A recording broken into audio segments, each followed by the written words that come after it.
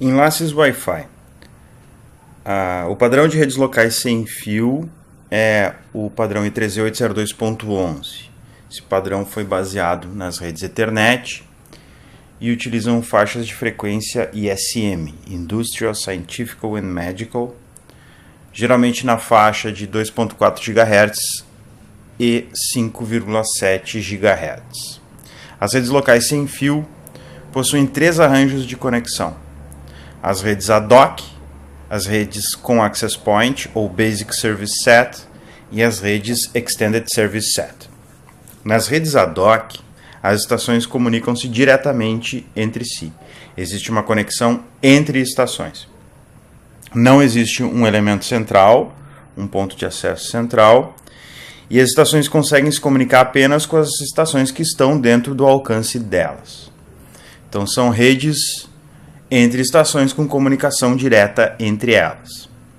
Como é uma rede desestruturada, existem uma série de problemas pela falta de um elemento central, né, problemas de conexão, problemas de alcance de antenas, etc. Não é um tipo de arranjo de dispositivo sem fio aconselhável para a substituição de uma rede local cabeada. Não é, então, um arranjo de rede sem fio adequado para quem busca estabilidade. O Basic Service Set, essa sim, o arranjo mais comum, possui um ponto central chamado de Access Point. O Access Point, então, também algumas pessoas chamam de roteador wireless, né, ponto de acesso, né, enfim. Esse elemento é um elemento centralizador que define o alcance da rede. Para uma estação estar dentro de uma rede sem fio desse tipo, ela necessariamente deve estar dentro do alcance do Access Point. Não existem conexões, né, não existe comunicação direta entre estações. Sempre a comunicação é estação com Access Point. Então, se uma estação A quer falar com uma estação B, estação A envia o quadro para o Access Point envia o quadro para a estação B. Com isso, é possível que estações que não possuem alcance entre si, porém estejam dentro da área de abrangência do Access Point, consigam se comunicar. O Access Point normalmente possui uma interface para conexão com a rede cabeada, funcionando como uma ponte, né? Funcionando como um dispositivo bridge entre as duas redes. Vocês devem considerar o Access Point como sendo um switch de duas portas. Uma porta é sem fio e a outra porta é com fios, né? Então ele tem o mesmo princípio de funcionamento de um switch, né, entre as duas redes. Para o lado da rede sem fio, o Access Point funciona como um hub, ou seja, tudo que ele recebe, todas as estações, né, vão receber também. Então ele funciona como um repetidor quando a comunicação envolve elementos da rede sem fio, e quando a comunicação envolve elementos entre a rede sem fio e a rede cabeada, ele funciona como um switch. Então ele repassa da rede sem fio para a rede cabeada. O Extended Service Set é uma estrutura contendo vários access points, 2 ou mais access points, e esses access points possuem alguma forma de comunicação. Eles possuem um protocolo de comunicação entre eles, e esse protocolo permite que uma estação passe de um access point para outro sem necessitar passar por um processo de autenticação e associação. Então, uma estação está dentro da área de abrangência de um access point, essa estação se desloca dentro do ambiente e ela passa de um access point para o outro, da mesma forma que nós, com um dispositivo celular, com um telefone celular, passamos de uma torre de celular para outra. Então, é necessário que os access points conversem entre si para que esse processo, né, de handoff ele funcione. Ao contrário das redes Ethernet, as redes sem fio possuem uma série de problemas de comunicação, de transmissão de dados. A microondas ela possui uma forma de propagação que está suscetível a problemas de interferência, refração, difração, etc. Então existe uma série de problemas, problemas de transmissão de quadros wireless, eles são bastante comuns. Consequentemente, ao contrário das redes Ethernet, é necessário que se crie um mecanismo para confirmação de chegada dos quadros. Esse mecanismo ele é implementado através de um algoritmo chamado de Stop and Wait. O algoritmo de stop and wait faz com que uma estação transmita um quadro e aguarde sempre por uma confirmação. Então isso é um processo atômico, não existe a possibilidade de transmitir um quadro e outra coisa acontecer, a não ser a espera pelo quadro ACK. Então uma estação, por exemplo, não pode transmitir 2, 3 quadros e ficar aguardando o reconhecimento deles posteriormente. Ela sempre transmite um quadro, aguarda a confirmação e só depois de receber a confirmação que ela vai transmitir o próximo quadro. Então isso se torna necessário devido aos problemas de transmissão das redes sem fio. Né? Claro que existe um impacto na vazão da rede. Então o fato de para cada quadro transmitido eu necessariamente precisar de uma confirmação de um quadro ACK faz com que a vazão da rede caia pela metade.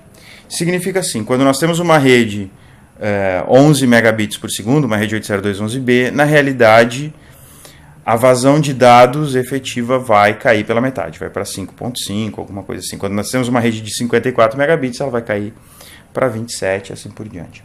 Então, sempre como nós vemos na caixa uma vazão, uma velocidade da rede sem fio, vocês devem diminuir, né, dividir essa velocidade pela metade, né, que é a velocidade que se vai conseguir no máximo dentro de um enlace sem fio. A comunicação, pelo fato de nós termos um meio compartilhado, que é o ar, né, o espaço, necessariamente é half duplex, ou seja, só uma estação pode transmitir por vez, não é possível transmitir e receber informações ao mesmo tempo. Né? Então é uma transmissão por vez. Se houver mais de uma transmissão no meio simultaneamente, existe então a colisão. Existem 2 protocolos de acesso ao meio, o protocolo Distributed Coordination Function, que é um protocolo compartilhado, né? Ele utiliza alguma técnica de CSMA, que pode ser CSMA-CA ou CSMA puro. Né? Nós vamos ver a diferença entre as duas. E um outro protocolo de acesso ao meio, que é o Point Coordination Function, que é um acesso ao meio ordenado. Então, ele funciona bastante similar às redes Bluetooth, onde o access point realiza um pooling das estações. Então, acesso ao meio ordenado, não possuem colisões. O access point funciona como um elemento central que questiona estação por estação se ela deseja transmitir. Então, o access point pergunta, estação 1 quer transmitir, ela pode transmitir, então depois vai para a estação 2, para a estação 3 e assim por diante. Então, o access point funciona como o dispositivo master de uma rede Bluetooth, né, de uma Piconet. O acesso ao meio ordenado, esse onde o access point funciona como elemento central, não é usual.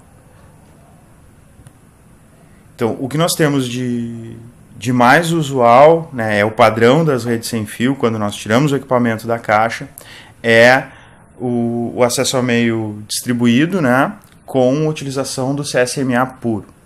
Então, como é que funciona? A estação simplesmente escuta o meio.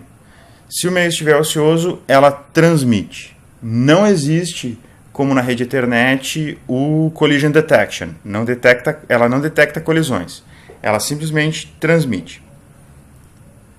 Só existirão colisões quando 2 estações transmitirem simultaneamente ou numa situação onde nós temos uma estação que inicia a transmissão e a outra estação, não estando dentro da área de abrangência, não consegue escutar a transmissão e transmite ao mesmo tempo. Ou seja, existe a possibilidade de haver uma colisão e as estações não conseguirem identificar essa colisão. Por isso, o CD não é usual, não é adequado para as redes sem fio.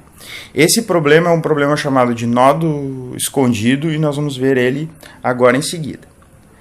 O não recebimento do ACK indica a colisão. Então, como nós temos o algoritmo de stop and wait, a estação transmite, se ela não recebe o ACK, ela vai realizar a retransmissão. Ela aguarda um tempo pelo recebimento do ACK. Então, esse é o modelo mais utilizado.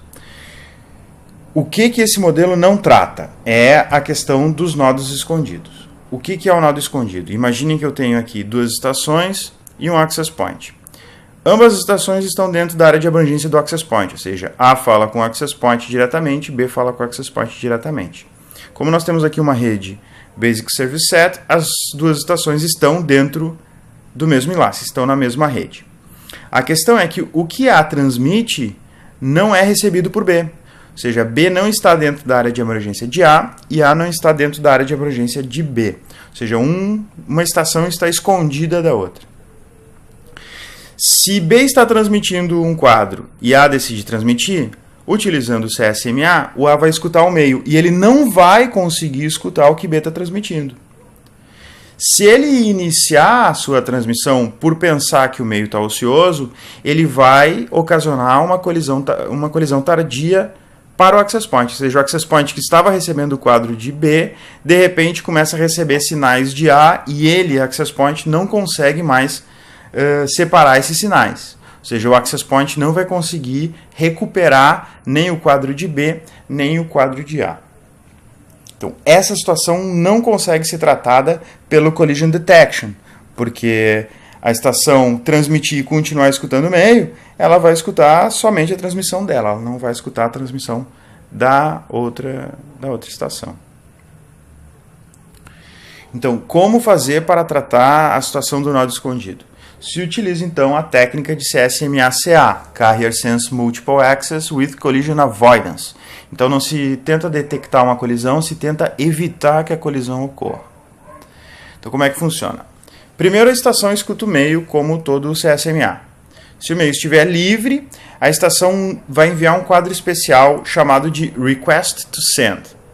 Esse quadro, então, é um pedido para que ela possa transmitir. Ela faz esse pedido para o access point. Junto com esse quadro de Request to Send, ela envia uma informação dizendo por quanto tempo ela precisa ocupar a rede.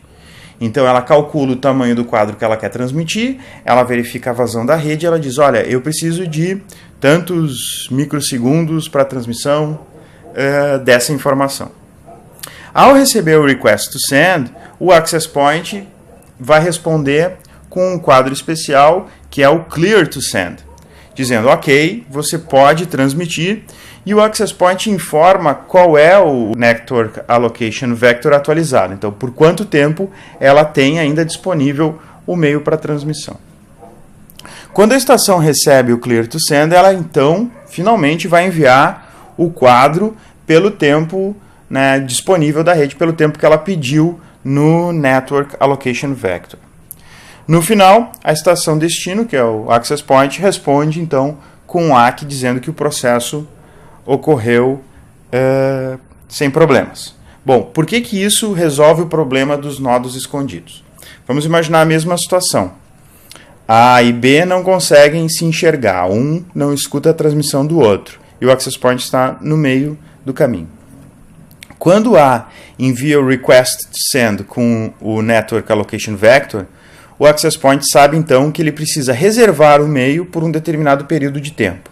A estação B não escuta essa transmissão, porque veio de A. Quando o access point responde com o clear to send, aí sim a estação B recebe essa informação. Por quê? Porque todas as estações estão dentro do alcance do access point. Então a estação B estava tranquila lá, escutando o meio e tal, e de repente ela escuta um clear to send. Olha, significa que alguém quer transmitir alguma coisa. Eu devo ficar em silêncio então, porque existe uma transmissão que vai ocorrer. Por quanto tempo eu devo ficar em silêncio? Pelo tempo que vem no clear to send do Network Allocation Vector. Então, o Network Allocation Vector diz qual o período de tempo que a estação precisa. Então, durante esse período, a estação B vai silenciar, ela não pode utilizar o meio. A estação A, ao receber o clear to send, transmite então o quadro e aguarda o ACK. Então, com isso, a estação B não vai tentar acessar o meio, não vai tentar realizar uma transmissão, o que ocasionaria uma colisão tardia. Então, o Network Allocation Vector impede que as demais estações utilizem o meio e causem colisões tardias.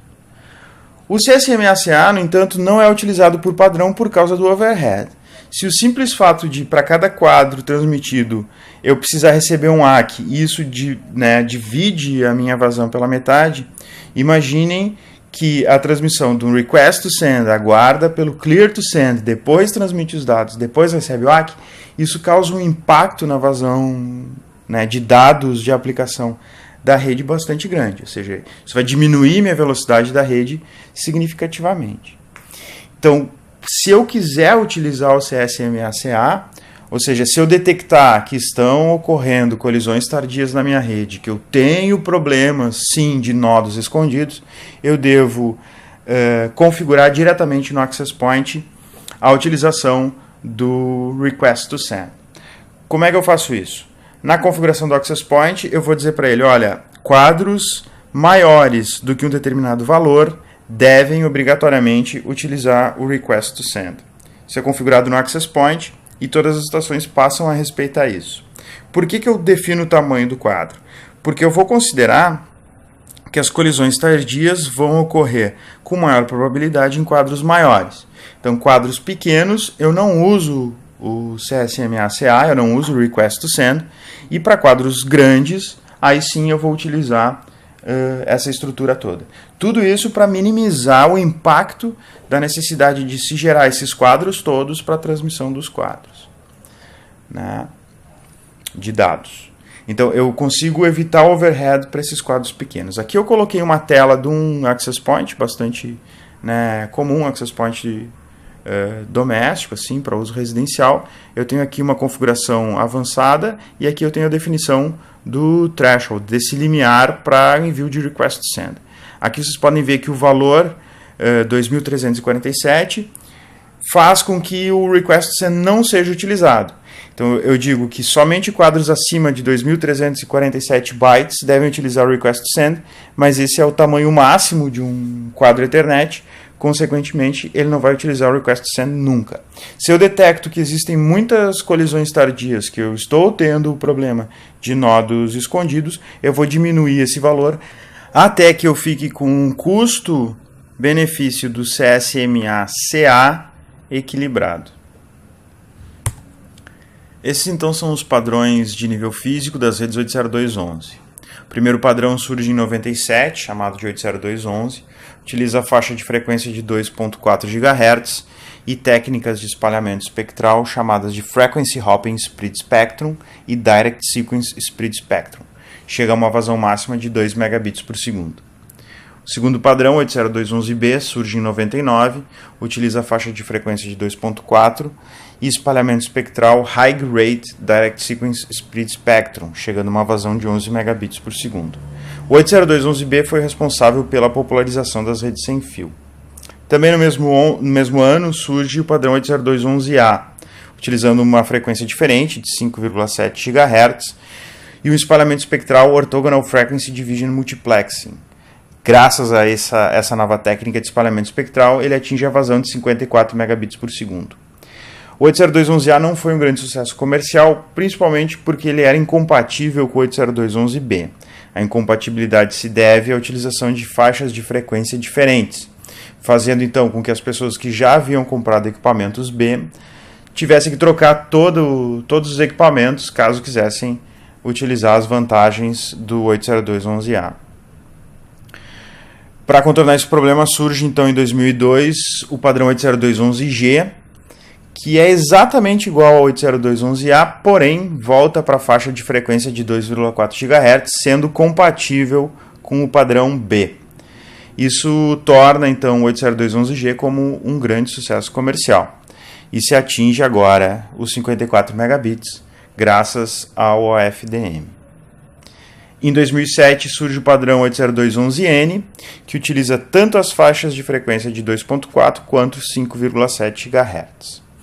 Utiliza Orthogonal Frequency Division Multiplexing também, porém agora com técnicas de múltiplas antenas, né? Multiple Input, Multiple Output, que é o MIMO, né? Chega a uma vazão máxima devido a essa técnica de antenas múltiplas de 600 megabits por segundo. Em 2013 surge o novo padrão 802.11ac, que utiliza a frequência de 5,7 GHz, as mesmas técnicas de OFDM e MIMO, porém aproveitando melhor o meio, chegando então a vazão de 1,3 gigabits por segundo. Analisando as últimas técnicas, né, principalmente Orthogonal Frequency Division Multiplexing e o MIMO, nós temos que o OFDM funciona através da criação de microcanais de frequência. Esses canais são sobrepostos, permitindo então um melhor aproveitamento do meio e realizando a transmissão dos sinais em paralelo. São utilizados a partir das redes 802.11g. A utilização de múltiplas antenas permite contornar situações de multicaminho e contornar uma série de problemas que existiam anteriormente, aproveitando melhor o meio de comunicação. Então nós temos aqui um access point e uma placa de rede que utilizam essas antenas, essas múltiplas antenas para transmissão e recebimento das informações. As múltiplas antenas surgem no 802.11n e são utilizadas também no 802.11ac. Em relação à segurança, existe uma evolução dos mecanismos de segurança das redes sem fio, que parte do mecanismo de segurança padrão, que é a autenticação nula e criptografia, confidencialidade também nula. Então, por padrão, quando se tira um equipamento da caixa, esse equipamento vem totalmente aberto e sem nenhum mecanismo para garantia da confidencialidade dos dados. Significa que qualquer estação consegue entrar na rede, consegue se associar na rede e consegue também capturar os dados da rede. Não deve ser utilizado em hipótese alguma. Então, a primeira coisa que se faz quando se adquire um equipamento sem fio é configurar o mecanismo de segurança que será adotado. O primeiro padrão, e já totalmente obsoleto, se chama WEP.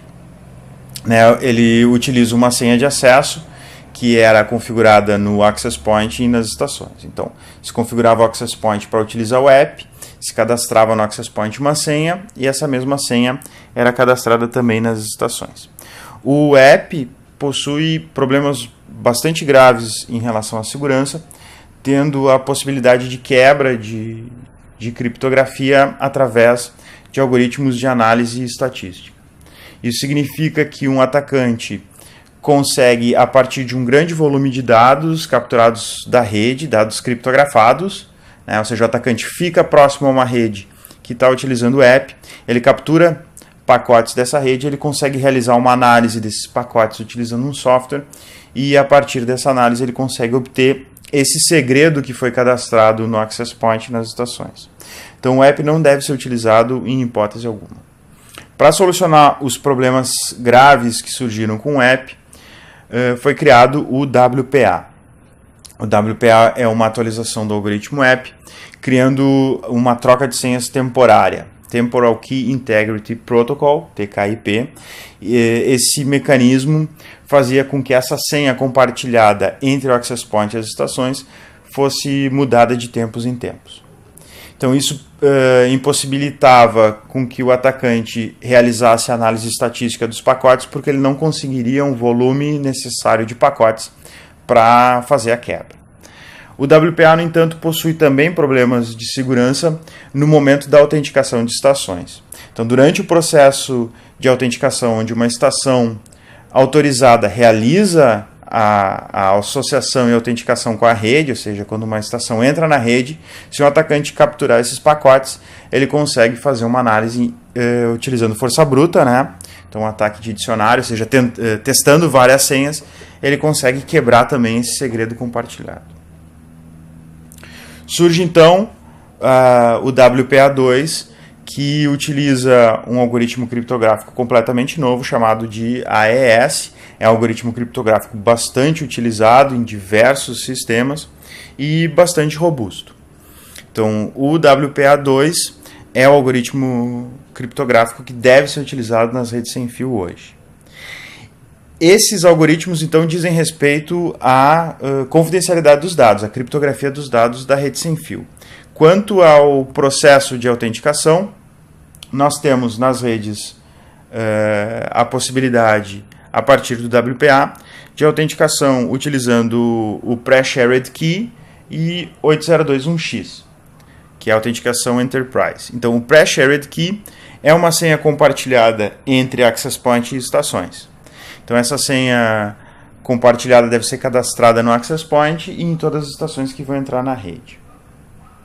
É o mecanismo de autenticação mais adequado para usuários domésticos e para pequenas empresas, né? Small office, home office é o mecanismo mais adequado. Então essa senha configurada no Access Point nas estações deve-se, obviamente, escolher uma senha forte, né, para se evitar que um atacante consiga adivinhar a senha que se está utilizando. A autenticação Enterprise requer um servidor de autenticação, né, um servidor Radius. Esse servidor, então, vai ser o responsável pela administração das senhas de acesso ou credenciais de acesso. Pode ser utilizado com certificados, pode ser utilizado, né, podem ser utilizadas diversas técnicas para o processo de autenticação. É o mecanismo de autenticação mais robusto. Então, o que se tem é que o usuário doméstico ou pequena empresa deve utilizar a WPA2 com Pre-Shared Key e escolher uma senha, né, um segredo forte que não possa ser adivinhado por um atacante. E o usuário empresarial utilizar o WPA2 com o modo Enterprise e aí sim configurar um servidor de autenticação e utilizar de preferência certificados.